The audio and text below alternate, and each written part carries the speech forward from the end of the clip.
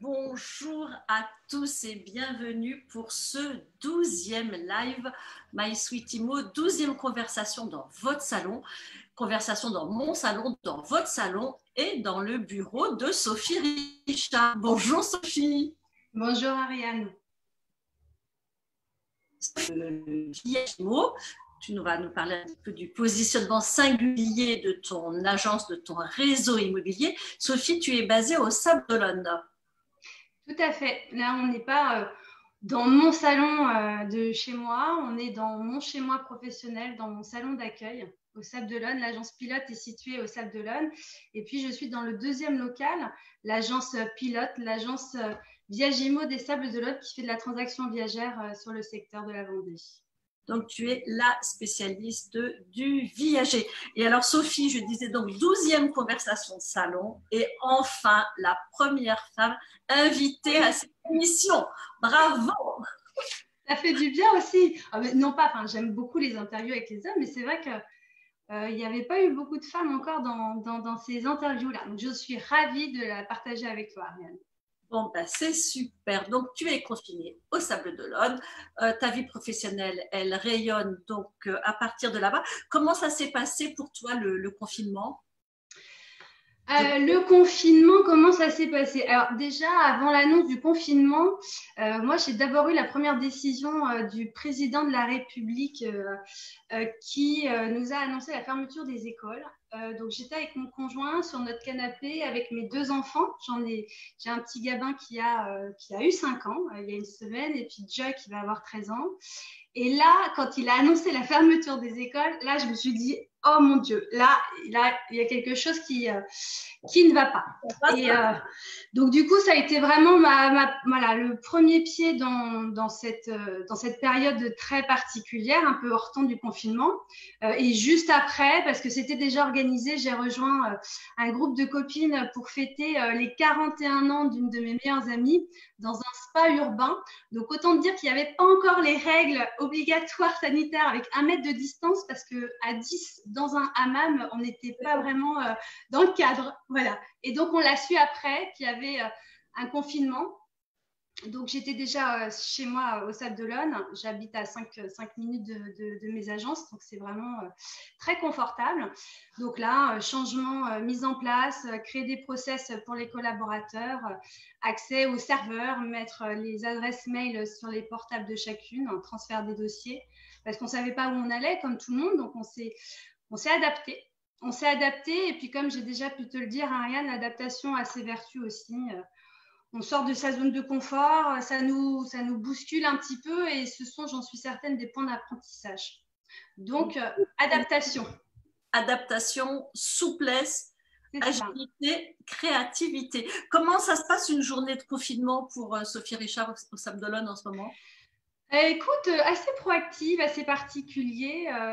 C'est une période très particulière. Alors déjà, mon réveil sonne à 7 heures le matin en semaine. Mon premier réflexe, c'est d'éteindre une première fois mon réveil qui se réenclenche 5 minutes après. Je le réteins, il se réenclenche et je finis par me lever parce que le matin, c'est là où je suis la plus productive. Donc, je viens à mon agence. J'essaye de travailler de 8h, 8h30 du matin jusqu'à 13h, 13h30. Mon conjoint, qui a également une agence immobilière, m'aide beaucoup parce qu'il garde les enfants.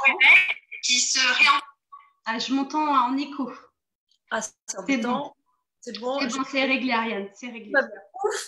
Donc, du coup, la journée type productive le matin où je viens travailler à l'agence parce que l'une de mes bêtes noires du confinement, c'est le débit Internet. Autant j'ai de la chance de vivre dans une belle maison assez grande avec un jardin, mais par contre, question débit Internet, on est entre 500 et 600 mégaoctets. Donc, je te laisse imaginer, pour se connecter à un serveur, télécharger des documents, faire des visioconférences, on oublie. Donc, je suis obligée de venir travailler à l'agence. Et puis après, voilà, j'essaye d'alterner un petit peu avec mon conjoint pour les après-midi. Donc, entre la gestion des enfants, c'est pas simple, hein, cette répartition du temps. Pour beaucoup d'entre nous, être à la fois présente pour être avec ses enfants, les devoirs, l'entretien de la maison, et puis assurer son devoir au niveau, parce que j'ai à la fois la casquette de viagériste au sein de l'Agence des Sables, mais également de fondatrice du réseau. Donc, du coup, alors justement, on va parler de ta casquette de viagériste. Ça veut dire quoi, viagériste? Viagériste, c'est l'expert qui va faire de la transaction viagère. Donc, ça veut dire qu'on va il faut être éligible à la carte professionnelle. On est agent immobilier, donc on exerce avec une carte T.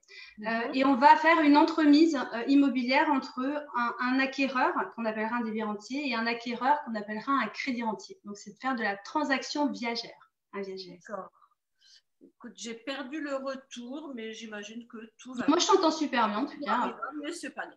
Voilà, j'aurais peut-être du mal à prendre des questions, on verra un peu plus tard. Donc, viagériste, c'est un agent immobilier qui s'occupe de viager. En même temps, le nom, ça s'explique, ça se comprend très facilement. Tu as créé ton réseau d'agences spécialisées dans le viager il y a quelques années.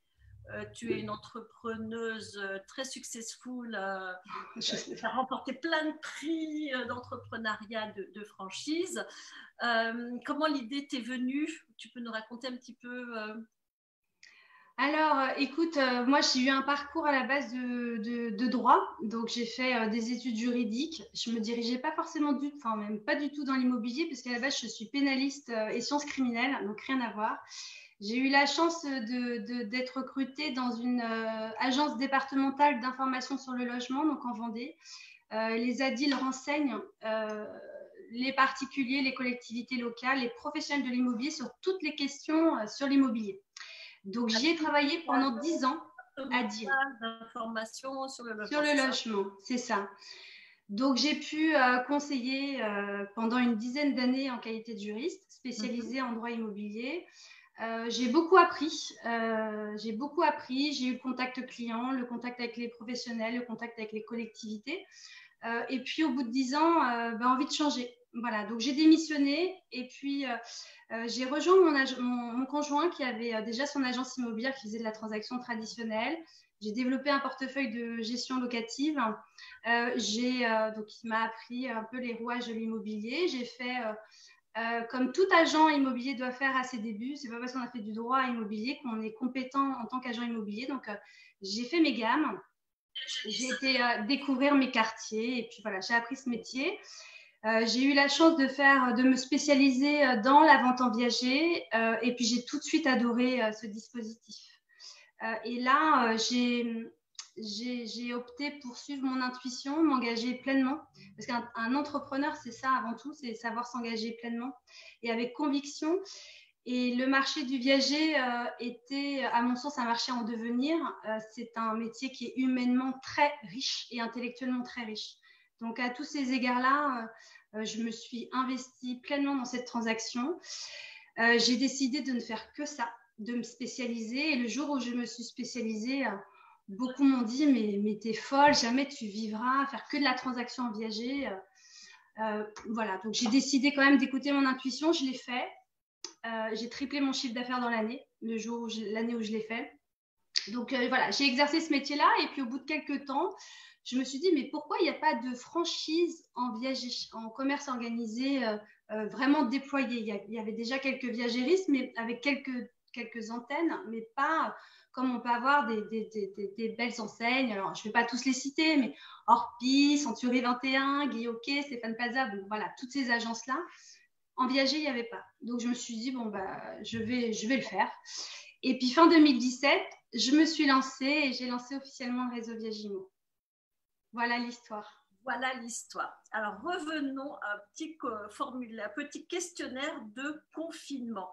Donc, ça s'articule entre la maison, les enfants, les collaborateurs, les visios et ton agence immobilière. Est-ce que tu as une anecdote de confinement à nous raconter?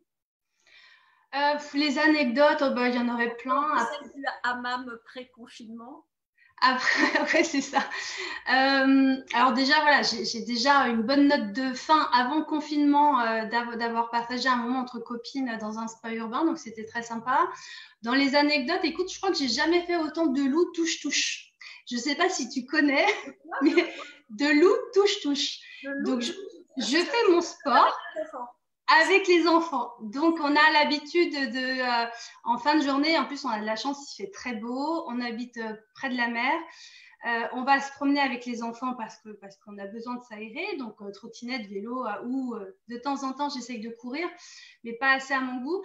Et puis les enfants, Gabin qui a 5 ans, adore faire un loup touche-touche. Et si ça fait longtemps que tu n'en as pas fait, Ariane, c'est très sportif. Donc ça serait mon anecdote finalement, tu vois. J'en ai jamais autant fait et puis on s'amuse bien. Voilà, c'est sympa, une belle complicité. Est-ce que vous êtes anxieux dans la famille Richard? Vous êtes masqué, ganté, vous respectez les consignes, mais un peu plus ou un peu moins? Alors anxieux, non, on ne l'est pas particulièrement. Après, on a toujours été assez vigilants, voilà, à respecter des règles sanitaires de bon sens hors Covid. On sort bien entendu masqué. C'est très important pour se protéger, soit protéger ses enfants et protéger les autres surtout. Et puis, on se lave régulièrement les mains, mais comme on l'a toujours fait, finalement. Donc, pas si anxieux que ça, non. Et Sophie, est-ce que tu as la sensation que tes journées sont plus remplies qu'avant? Est-ce que tu travailles plus? Comment tu vis ça? Écoute, je pense que je travaille tout autant. Je travaille différemment. Beaucoup de frustration. Beaucoup de frustration parce qu'on a envie d'être à 100% ou 200, 300% partout et puis on ne peut pas. On travaille différemment où je pense que pendant ce confinement, on développe une compréhension de soi et des autres comme jamais et en accéléré. Tu développes beaucoup plus d'intelligence émotionnelle, tu es beaucoup plus à l'écoute et en même temps dans la production. Et c'est vrai que d'être à la fois, comme je disais, sur la gestion de mes dossiers de vente au niveau de l'Agence des Sables et à la fois faire du management de réseau, passer du temps avec mes agences en visioconférence, en les appelant pour avoir un lien beaucoup plus personnel, demande beaucoup plus de temps. Mais finalement, ça renforce un lien de consolidation. Et c'est, de toute façon, voilà, on n'a pas le choix, c'est comme ça. Mais je pense que je travaille tout autant différemment. Donc, si je te demande où est-ce que tu passes le plus clair de ton temps en ce moment, c'est là, voilà. C'est là, voilà. C'est là. Tu as le temps de lire, Sophie? Écoute, je m'intéresse à ce que disent beaucoup mes confrères de l'immobilier sur les réseaux sociaux. Le temps de lire, à part dans mon métier, j'ai toujours lu le soir, même quand je me couche à 1h du matin, j'ai besoin de lire quelques pages. En ce moment, écoute, j'ai fini il y a une semaine un livre qu'une amie m'a offert pour mon anniversaire, parce que j'ai fêté mes 40 ans il n'y a pas très longtemps. Je n'aurais peut-être pas acheté moi-même ce livre, même si j'avais vu des critiques intéressantes. Et finalement, c'est un super bon bouquin, je te le conseille. C'est le livre de Michelle Obama. Et c'est une femme avec un parcours remarquable. Et elle se présenterait aux prochaines élections. Je pense qu'elle aurait ses chances, cette candidate. Donc, un bon livre. C'est ton livre de confinement. C'est ça, c'est mon livre de confinement. Est-ce que tu cuisines beaucoup? Oui. Alors, je ne cuisinais plus par manque de temps ou parce que je ne prenais plus le temps de le faire. Et c'est vrai que mon amie me disait ça justement, qu'elle était contente de me revoir cuisiner. J'ai repris le temps de le faire pour partager des petits plats avec ma famille. En ce moment, je suis à fond gambas parce qu'il fait très beau. Donc, gambas avec du lait de coco, des zestes de citron vert. Voilà, donc plutôt parfumé. Et puis, je pense avoir trouvé la bonne recette. J'ai fait pas mal d'essais du sorbet citron basilic.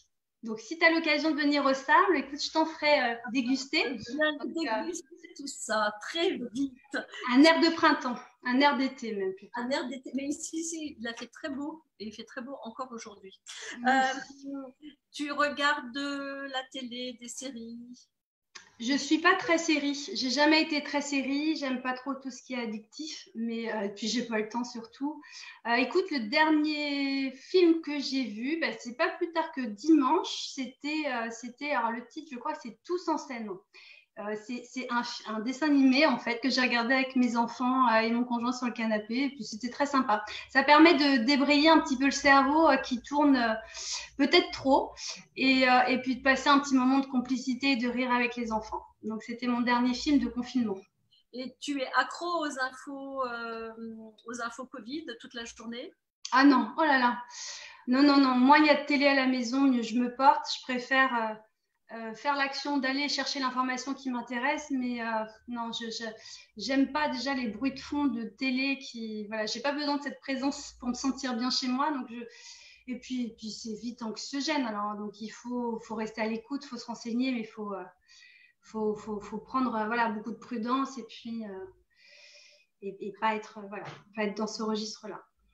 Alors, je vais essayer de trouver un moment pour me reconnecter, voir vos questions. Mais dis-nous, alors la question va être un peu déplacée, mais je ne peux pas ne pas la poser. Est-ce qu'avec cette actualité sanitaire, il y a une demande plus forte pour le viager? Est-ce que tu sens quelque chose, un élan? Alors, c'est pas du tout une question déplacée, et puis c'est une très bonne question, Ariane, parce qu'elle est vraiment d'actualité. Il y a plusieurs sujets en fait sur cette question. J'étais déjà profondément convaincue du dispositif viager parce que pour moi il n'y a pas de tabou. Il y a beaucoup d'idées reçues qui ont la peau dure, mais c'est un beau challenge aussi que je me suis fait et les membres du réseau qui m'ont rejoint, qui relèvent ce défi-là aussi, de démocratiser et de moderniser l'image du viager et d'expliquer enfin ce qu'est la réalité du viager. Donc, avant le confinement, on avait déjà un attrait qualifié pour le viager, sinon je ne me serais pas lancée dans un réseau de franchise. Mais c'est vrai que depuis, et puis c'est aussi mon constat personnel qui a été appuyé par les différentes demandes que j'ai pu avoir en accéléré depuis 3-4 semaines maintenant, j'ai à la fois des seniors qui sont une population plus fragilisée. Et comme population plus fragilisée, elles ont besoin en toute... et toute cette population... Oui, c'est un client justement. Et comme toutes ces populations qui sont plus fragilisées, elles ont besoin d'être sécurisées. Et qui dit sécurisé, j'ai peut-être que aller dans des hébergements collectifs comme des maisons de retraite, c'est peut-être plus au goût du jour.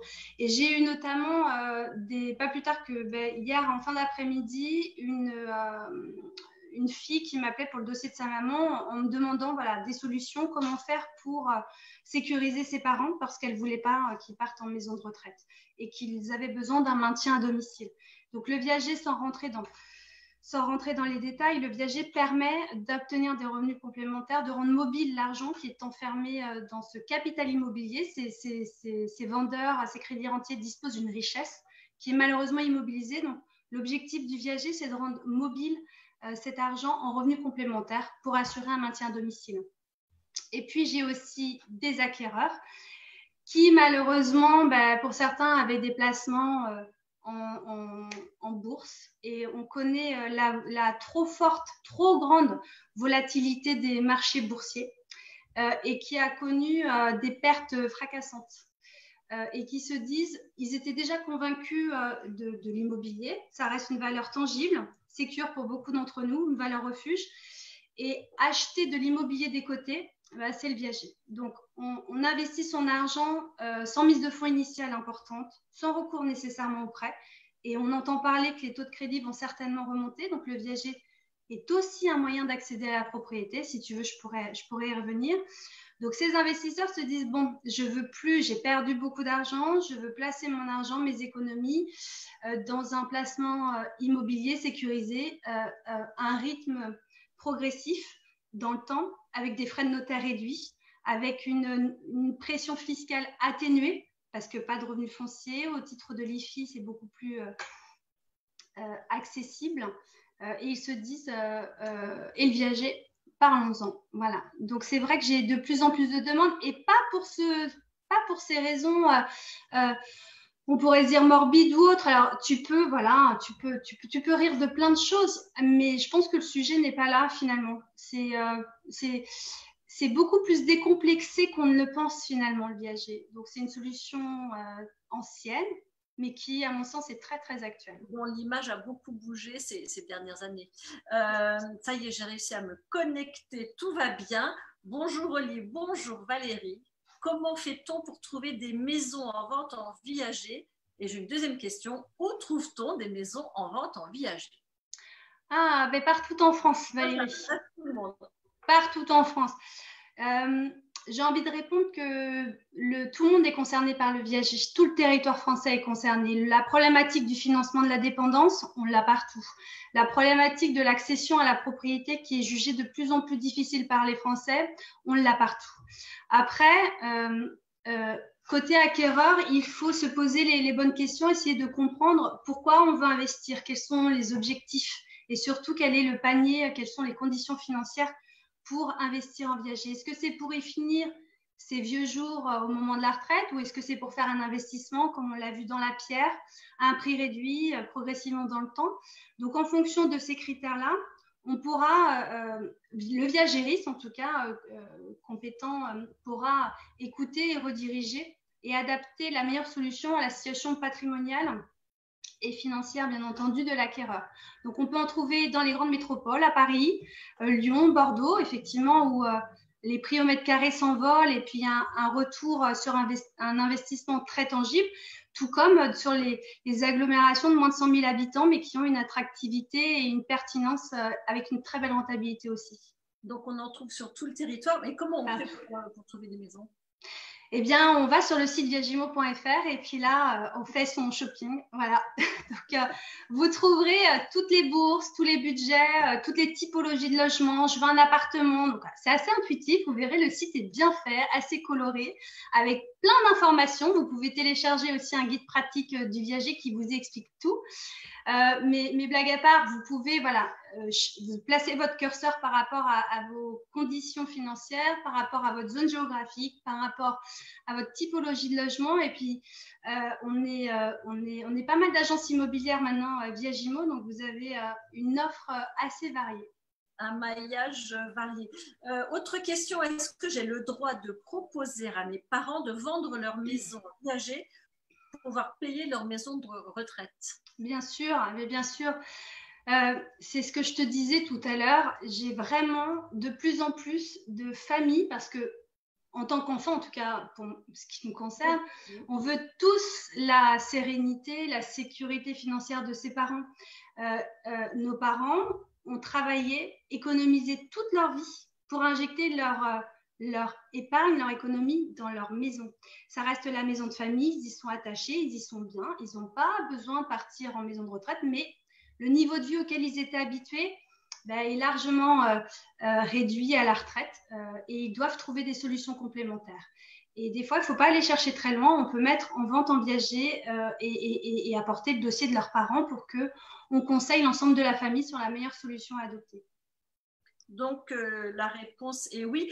Comment les parents réagissent en général dans les anecdotes ou les cas que tu as pu suivre? Alors, écoute, on a notamment cette idée reçue, ce cliché que le viager est fait pour déshériter ses enfants. Alors, j'ai envie de dire qu'on n'a pas attendu le viager pour le faire, parce que si on veut déshériter vraiment un enfant, on peut vendre le logement familial, manger tout l'argent de ce capital immobilier et puis laisser même des dettes à la succession. Donc, on n'a pas besoin de viager si on veut vraiment déshériter un enfant.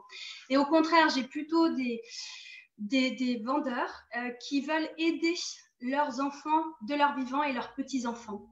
J'ai eu le cas notamment de parents qui ont aidé leur fille qui était en situation monoparentale, qui élevait seule ses enfants, qui était en train de faire construire et qui avait 40-45 ans. Et il manquait un petit PQ pour financer la 3e chambre dont elle avait besoin. Et le bouquet, qui est une somme versée comptant au jour de la signature chez notaire, a servi à aider de son vivant sa fille. Ou alors, j'ai eu le cas d'un couple senior qui ont invité tout le monde à Noël à faire un voyage de tour du monde. J'ai eu des grands-parents qui ont financé le permis de conduire, des petits-fils qui ont aidé pour les études supérieures. Parce que c'est aujourd'hui, si on a besoin d'une aide de nos parents, c'est peut-être aujourd'hui à 40 ans, 50 ans qu'on en aurait le plus besoin et pas au moment statistique d'un décès où nous serions nous-mêmes retraités et plus en attente de cet héritage-là. Donc, accompagne tous les questions démographiques qu'on est en train de vivre. C'est une réponse qui s'adapte tout à fait au monde actuel. Tout à fait. C'est une solution. Pour moi, le viager, c'est un produit retraite. Ça veut dire que tu vas mutualiser les intérêts de chacun dans un rapport gagnant-gagnant. Le calcul, le viagérisme, en tout cas, c'est l'éthique et l'ADN même des viagéristes de chez Viagimo. On est le professionnel et du vendeur et de l'acquéreur. Et on va, en tout cas, c'est notre objectif, sécuriser en tout temps le contrat pour veiller à l'équilibre des parties. Et ça, c'est fondamental. À partir du moment où c'est gagnant-gagnant, alors le viager est éthique et moral. Et c'est ça, je pense que c'est ça qui fait la différence aussi. Autre question, est-ce qu'une maison de famille gérée en indivision peut être vendue en viager? Alors, oui. Oui et non. Enfin, en fait, il faut, voilà, il y a des garde-fous à mettre en place. Donc, une maison en indivision, on va souvent avoir le cas quand on parle d'indivision, c'est souvent quand on a, après, bon, il y a plusieurs hypothèses possibles, mais j'imagine que la personne parle de la nue propriété, de l'usufruit. Donc, c'est un démembrement de propriété. Et très souvent, les parents vont donner la nue propriété à leurs enfants pour éviter une donation. Donc là, il est possible de revendre la nue propriété, l'usufruit des parents. Après, il est possible de vendre la nue propriété et pas parce que l'usufruit, c'est pas naturellement. On est perdu. Bon, on est perdu. Donc, ce qu'il faut retenir, c'est que, en fait, tu as une maison et ta maison en droit, elle est divisée en deux, ce qu'on appelle le démembrement de propriété. Tu as une partie, une nue propriété, qui appartient aux enfants quand les parents veulent donner la nue propriété. Tu as l'autre partie qui est l'usufruit. Voilà. Donc, ça, c'est la règle juridique. Après, tu as la deuxième hypothèse par rapport à ta question. Quand tu as une indivision, l'indivision, elle peut concerner beaucoup de monde. Est-ce qu'il parle de monsieur et madame qui sont en indivision sur un bien? Est-ce que c'est deux sœurs qui sont en indivision sur un bien? Ou là, oui, c'est possible de vendre en viager avec les deux indivisaires qui sont des sœurs, par exemple. D'accord. Tu as une fratrie. Par exemple, tu as... familiale, ça c'est possible en viager. Alors, tu vas pouvoir vendre ce qui appartient au seigneur, donc à la personne âgée. Tu n'arriveras jamais à vendre en viager un bien avec un vendeur qui a 45 ans ou qui a 50 ans. Donc, tu ne vendras pas la nue propriété d'un enfant qui a 40 ans. Enfin, ça ne se calcule pas. Tu vois, il faut rester dans cette logique que le vendeur est une personne âgée et qu'on peut vendre, oui, en indivision un bien. Il faut requérir l'autorisation de chaque indivisaire. Donc, chaque indivisaire signera le mandat de vente, mais il faut que ce soit dans le cadre juridique du viager. Ça veut dire que les indivisaires doivent être en âge de pouvoir vendre en viager. Donc, j'ai eu le cas notamment de deux sœurs qui avaient acheté en indivision un bien et qui vivaient toutes les deux. Et donc, on a vendu cette indivision en viager occupé traditionnel. C'est quoi le bon âge pour vendre en viager? Parce que tu viens de dire il faut que la personne soit en âge de vendre en viager. Alors, je pense que vendre à partir de 65 ans est tout à fait cohérent.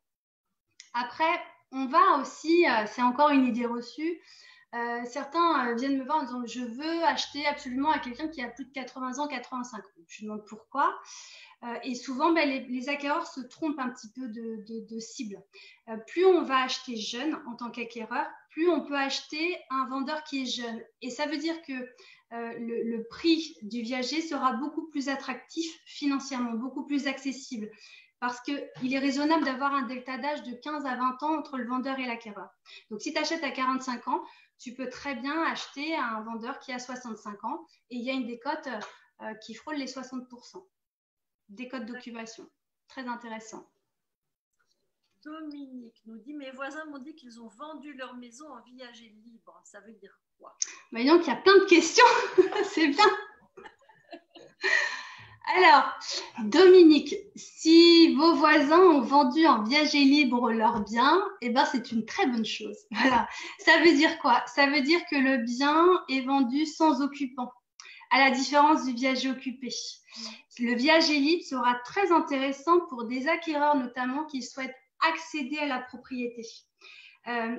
Tu vas avoir par exemple des personnes qui n'ont pas le profil type emprunteur. parce qu'ils n'ont pas assez d'apport, parce qu'ils ont une situation professionnelle qui fait que leurs revenus globaux ne sont pas pris en compte par la banque, notamment des pourboires. Tu vois, garçons de café ou autres, ils ont beaucoup de pourboires, mais l'accession à la propriété via un emprunt est plus difficile.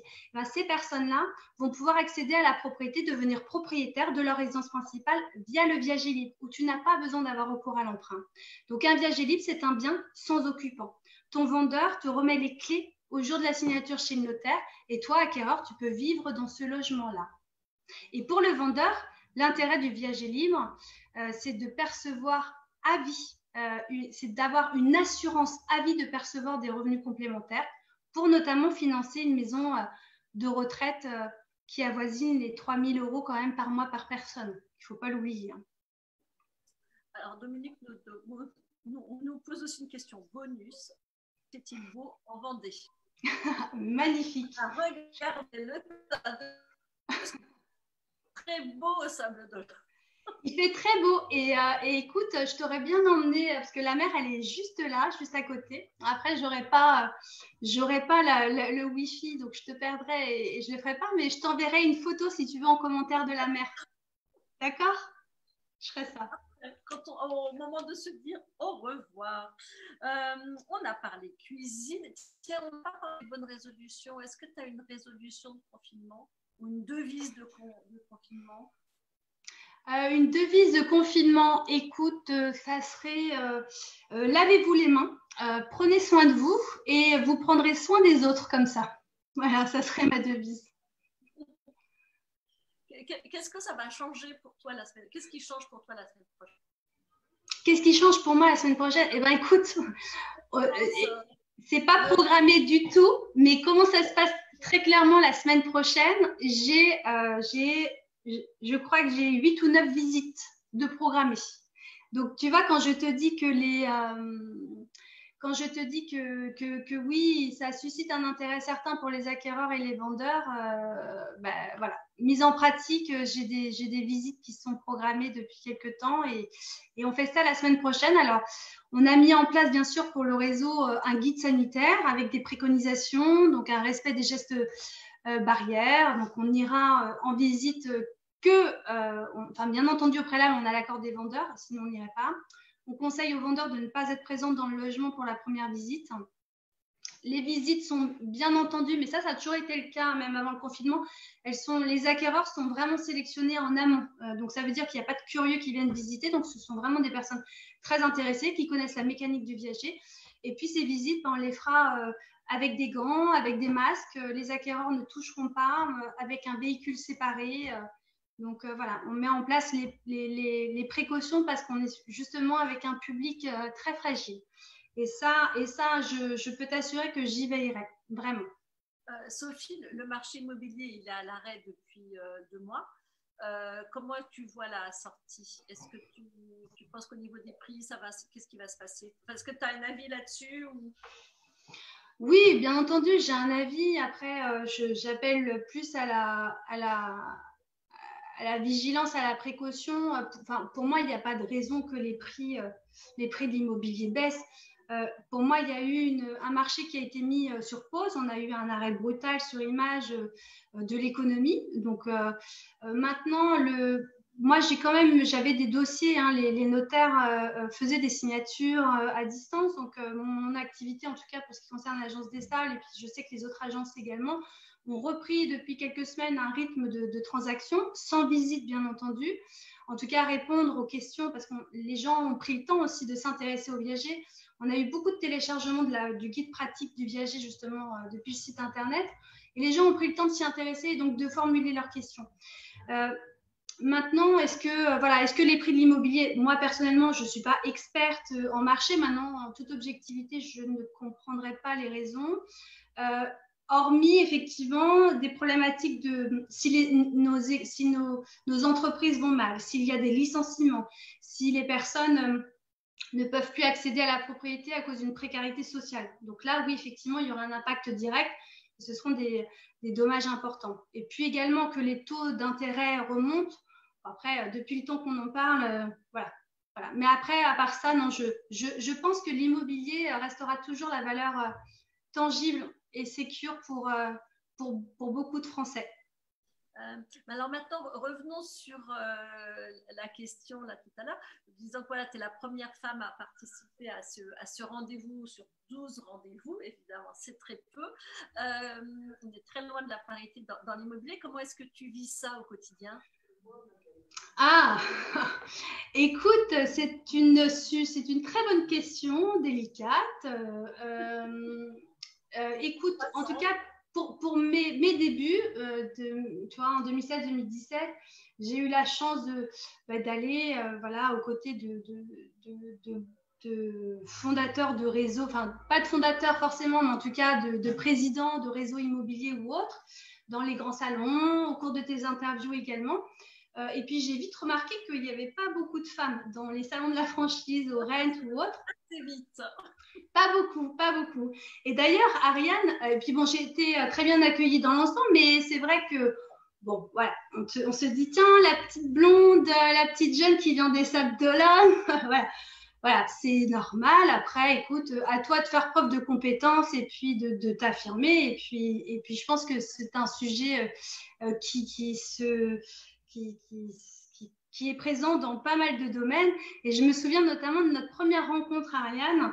C'était au Salon Rent. C'était en 2016. Je n'avais pas du tout encore trouvé le nom Viagimo. Je savais que je voulais faire une franchise sur le viager. Et je suis venue te voir. Je débarquais de nulle part. Bonjour, je m'appelle Sophie Richard. Je veux créer une franchise. Et tu m'avais super bien accueillie. Et on a eu, je pense, une entente assez spontanée. Et je t'avais proposé d'écrire justement des articles juridiques sur l'immobilier. Et là, on s'était dit, il y a quelque chose à faire, on se reverra. Voilà. Tu te souviens? Ouais, c'est vrai que ça passe vite. Hein. Donc, oui, ça passe vite. Donc, deux femmes, tu vois, deux femmes dans l'immobilier. C'est quoi être sweet pour toi alors, Sophie? Être sweet, alors, comme My Sweetimo, écoute, ça serait les soft skills. Je t'en ai déjà parlé. Les soft skills, ce sont des compétences humaines douces, sweet, qui font partie, qui sont intrinsèques et autant personnellement que professionnellement. Tous les viagéristes du réseau Viagimo, je leur prône de cultiver leur savoir-être parce que dans le viager, c'est fondamental. Donc, la bienveillance, le respect de l'autre, le respect de soi, et puis la quête du sens. Voilà. Donc, sweet, c'est des soft skills pour moi à cultiver. Et comment est-ce quelles sont les compétences qu'il faut pour être un bon viagériste? Alors, les compétences pour être un bon viagériste, c'est une très bonne question. Au-delà des questions, alors il y a tout l'aspect juridique et technique, évidemment, oui. Mais c'est le petit plus qui fait la différence. C'est l'empathie, l'intelligence émotionnelle. Alors, c'est un des points qui m'est le plus difficile dans le recrutement des licenciés du réseau, pour te dire vrai. Puisque je fais confiance à mon intuition depuis le début, je ne me suis pas trompée jusqu'à présent. J'ai eu des très belles candidatures qui se sont présentées, qui sont venues en agence pilote sur des très belles villes que j'ai refusées. Comme quoi, je ne suis pas dans cette quête du développement à planter des drapeaux partout parce que c'est pas mon objectif. Je veux avoir un réseau à taille humaine. Je veux avoir un réseau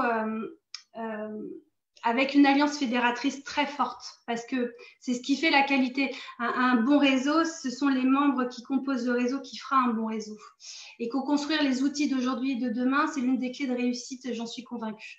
Donc les compétences, effectivement, c'est avoir des compétences à savoir-faire, mais ça, je l'apprends. Je suis à ce titre, je suis à organisme agréé de formation. Enfin, on ne dit plus agréé d'ailleurs. En tout cas, je suis Datadocké. Je suis un organisme de formation. Okay. Donc, je forme mes propres licenciés sur le terrain en immersion. Il faut avoir des compétences juridiques, financières et fiscales et bien sûr maîtriser son marché local de l'immobilier. Mais ça ne fait pas tout. Il faut vraiment avoir ce que je te disais à l'instant, c'est ce savoir-être. Et ce savoir-être, ça ne s'apprend pas. Et c'est pour ça que j'ai été amenée à refuser certains dossiers parce qu'il ne se passait pas ce que j'attendais. Si j'étais une cliente, ce lien de confiance, tout ce qu'on ne connaît pas, elle fait peur. le viager fait peur parce qu'on ne le connaît pas ou on pense le connaître. Et il est primordial d'allier savoir-faire et savoir-être. Voilà. Donc, ce sont les compétences, à mon sens, indispensables pour être un bon viagériste. Merci Sophie pour cette conversation. Pour finir, on finit en musique. Et qu'est-ce que tu... Ah oui. Alors attends. J'ai pas réfléchi longtemps. Je vais le mettre assez fort. Enfin, le ciel est bleu. J'ai des amis qui sont aussi amoureux. Voilà, donc ça c'est une musique que je me passe souvent le matin. Et qui donne voiture. Qui met de la bonne énergie. Ouais. Ça fait du bien. Voilà, j'aime beaucoup cette musique entraînante. Merci beaucoup Sophie. À très bientôt. De rien. À bientôt. Salut Ariane. Salut Sophie.